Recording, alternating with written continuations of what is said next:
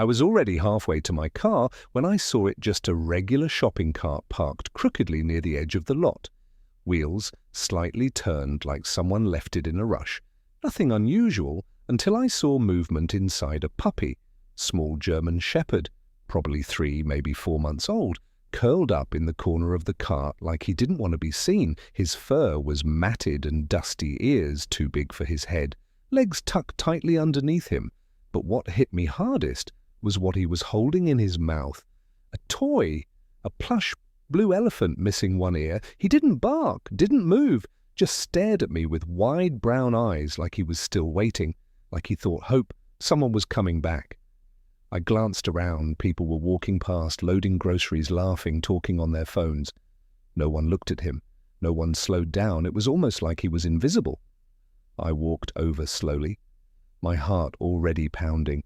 "Hey, buddy," I whispered. He stiffened, tightened his grip on the toy, but didn't flinch.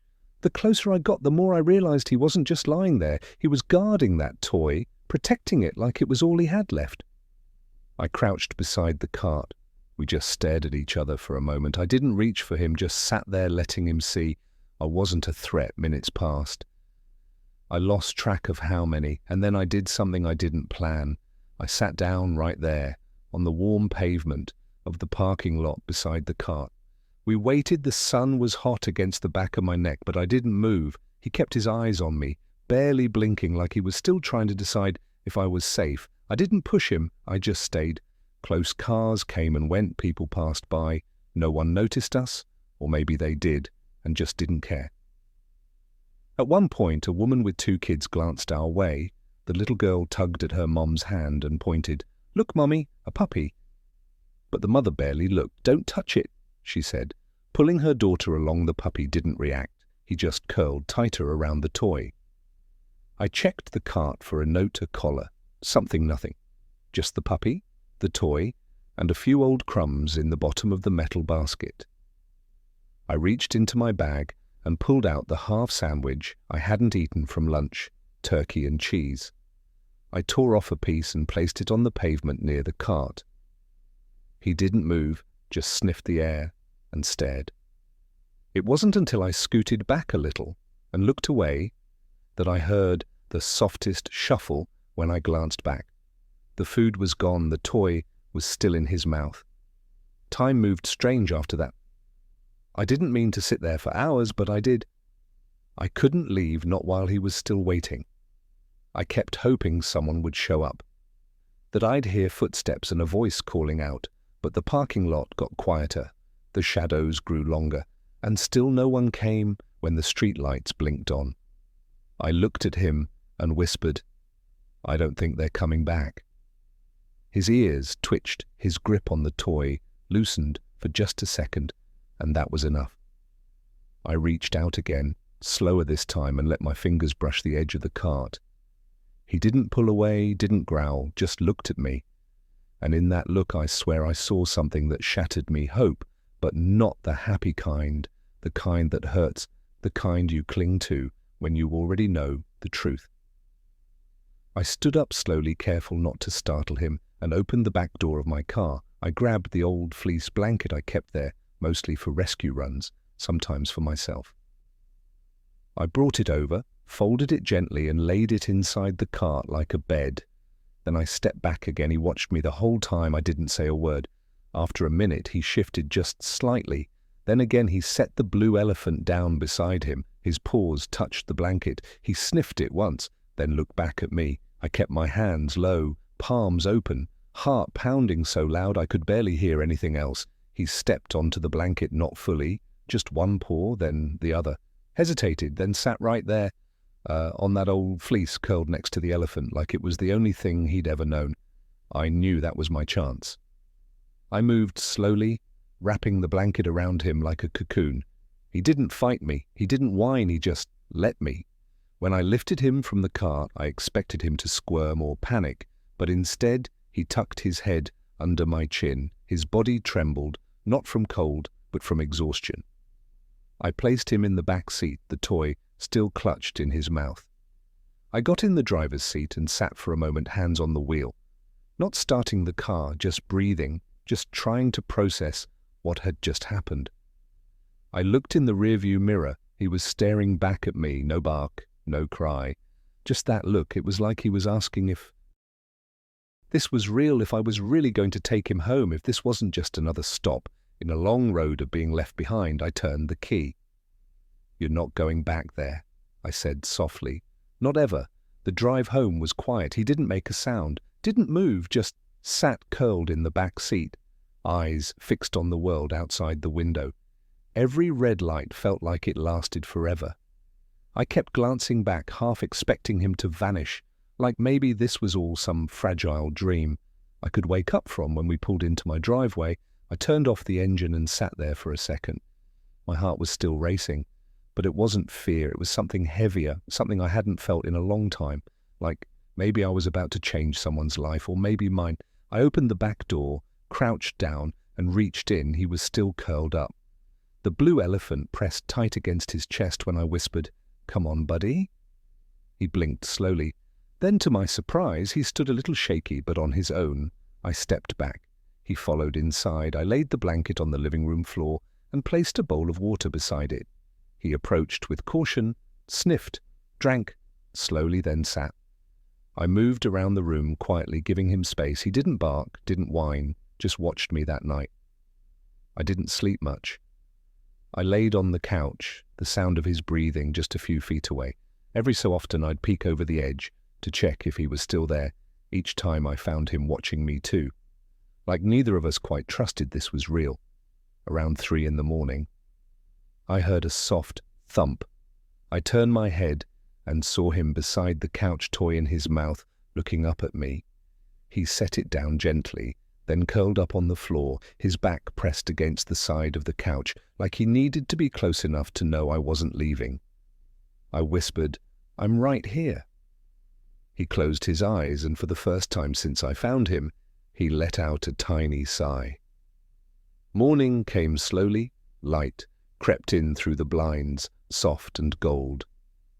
I opened my eyes, and the first thing I saw was him, still curled against the couch, head resting on his paws, the blue elephant beside him like a silent promise.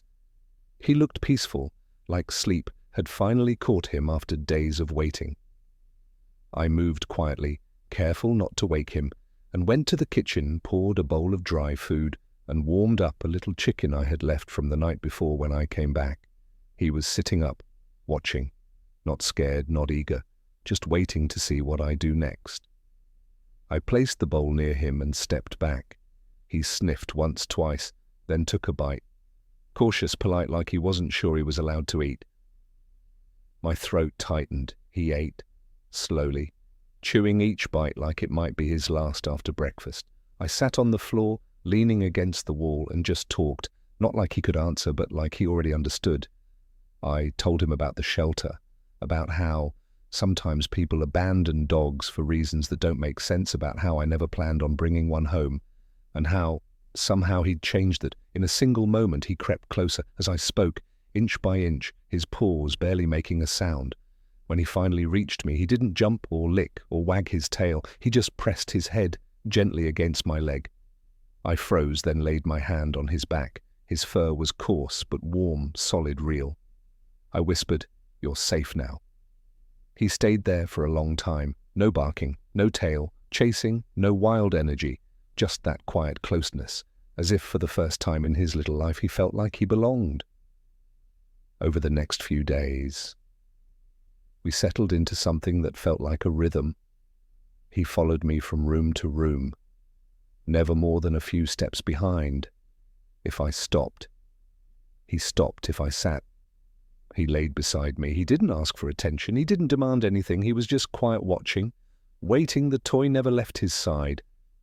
I started calling him Cart. I know it wasn't clever or cute, but it stuck, and somehow he seemed to know it was his. Every time I said it, his ears perked just a little. I'd say, "Hey, Cart," and he'd lift his head as if to say, "I'm here."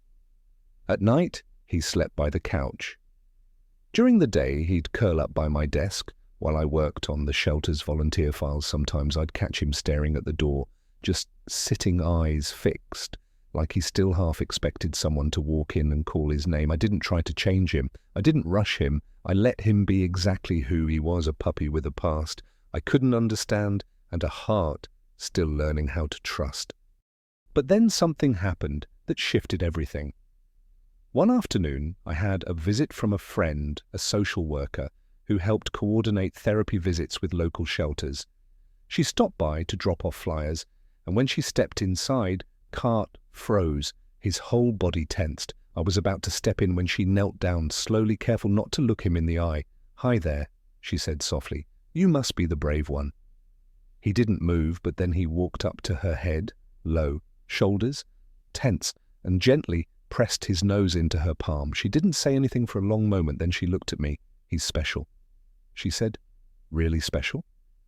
I nodded. I already knew that night. I couldn't stop thinking about what she'd said. Special? It echoed in my mind long after she left. I looked over at Cart, curled up with his elephant like always, and wondered if maybe he was meant for something more than just surviving. Maybe he was meant to heal the next morning.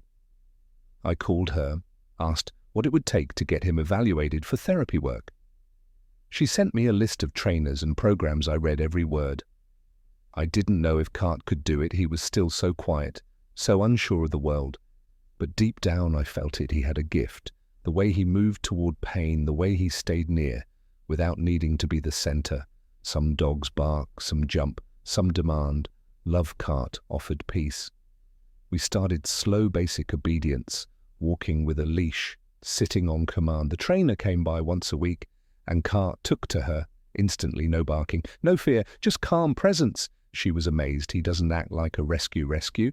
She said he acts like he's been waiting for this week's past. Cart got his certification. I filled out the paperwork to register him with the local outreach program. And just like that, we had our first visit scheduled. Children's grief support group downtown. Kids who had lost parents, siblings, homes. Some barely spoke, I won't lie. I was nervous. I wasn't sure how he'd react if he'd be overwhelmed. But when we walked into that room, something in him changed. His ears went forward, his head lifted, and without hesitation he walked straight to the smallest girl in the circle. She was maybe 7, clutching a stuffed fox in one hand. Her eyes, hidden behind a curtain of hair cards, sat beside her. Didn't move, didn't blink, and slowly, so slowly, she reached out and touched his head. He leaned in just a little. She didn't say a word, but she smiled. After that first visit, everything shifted. Cart wasn't just a puppy I had rescued. He was becoming something more. A quiet force, a steady presence in places that held more pain than most people could carry. We started going every week. Hospitals, schools, crisis shelters. And every time it was the same. He'd enter, slowly, respectfully, never rushing, never loud. He'd just find the one who needed him most. One boy, maybe 10 years old, hadn't spoken since losing his parents in a car crash. Cart walked up, sat beside him and placed his toy, his elephant, at the boy's feet. No one had ever seen him cry, but that day he did silent tears as he held the toy, like it meant everything. And Cart stayed beside him the entire time. Words started to spread. People called us teachers, counselors, parents. They didn't want just a therapy dog. They wanted him. And through it all, Cart never changed, still slept, curled beside my bed, still followed me from room to room, still looked at the door, sometimes like part of him, never stopped wondering if someone from his past might return. But I knew better. Now some stories don't need closure, some wounds don't need to be explained to be healed. He had found his purpose, and I had found mine. There was one visit I'll never forget. It was a shelter for teens who had aged out of foster care. Most of them had been through more than I could imagine. Abuse, neglect, abandonment, the kind of pain that hardens you, makes you stop believing in second chances. Cart walked in like he always did. Calm, focused, but that day felt different. The room was heavier, eyes full of challenge, like they were daring him to try one. Teen, maybe 16, sat in the back with his hood up, arms crossed tight. I could feel the anger coming off him like heat. He didn't want us there, didn't trust it, didn't care. Cart walked past, everyone else went straight to him. The boy didn't move. Cart sat, waited, minutes passed. Then Cart did something I'd never seen before. He took his blue elephant, his one toy, the one he guarded since the day I found him, and gently placed it at the boy's feet. The room went still. The boy stared at the toy, then at Cart. His hands dropped into his lap, and for the first time his face softened just a little. "You left this for me?" he said quietly. Cart didn't move, but I saw his tail thump once against the floor. The boy reached down, picked up the toy, and pulled his hood back. There were tears in his eyes. "I had one like this when I was a kid," he whispered. Cart leaned in. The boy didn't pull away. He let him that night after we got home. Cart was quiet, he always was, but this time it felt heavier. He curled up by the door, not in his usual spot, and stared at the floor like he was remembering something, only he could see the elephant wasn't with him. I found it still tucked under the boy's chair when we left. I thought about grabbing it, returning it, but I didn't. Somehow I knew Cart had meant for him to keep it. It wasn't just a toy anymore. It was a gift, a bridge between two broken pieces of the world. I sat beside him on the floor and ran my hand along his back. "You did good today," I whispered. "You always do." He didn't look at me, but after a moment he leaned his head against my knee and let out that familiar, quiet sigh. Cart never needed praise, never asked for anything, but in that moment I felt him letting go of something, a weight I hadn't seen but had always been there from that day on. He never carried the elephant again, and it stayed with the boy, and we moved forward. Visit after visit, place after place, Cart gave pieces of himself to those who needed it most. A silent comfort, a steady presence, a reminder that even when you're abandoned, forgotten, left behind in a shopping cart with nothing but a broken toy, you are not broken. Not really. You are just waiting to be seen. I still think about the day I found him. That cart, that toy, those eyes full of questions and hope and heartbreak.